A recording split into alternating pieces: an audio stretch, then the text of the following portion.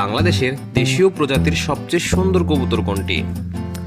Hello, আসসালামু আলাইকুম। চলে আসলাম নতুন একটি ইনফরমেটিভ ভিডিও নিয়ে। আজ কথা হলো গররা কবুতর নিয়ে। আমাদের দেশীয় প্রজাতির যতগুলো পুরাতন কবুতর আছে তার মধ্যে সবচেয়ে সুন্দর একটি কবুতর হচ্ছে গররা কবুতর।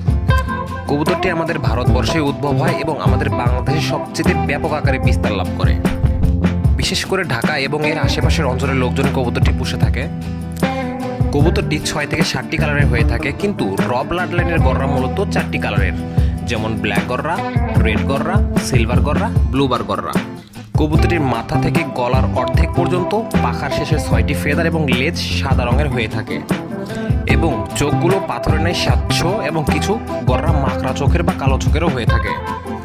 কবুতরটি দেখতে গোল্লা বা রাজগোল্লা কবুতরের মতো মনে হলেও এটি রাজগোল্লা কবুতর থেকে সম্পূর্ণ আলাদা। দেশীয় এই কবুতরটি আপনার কাছে কেমন লাগে অবশ্যই কমেন্ট করে জানাবেন।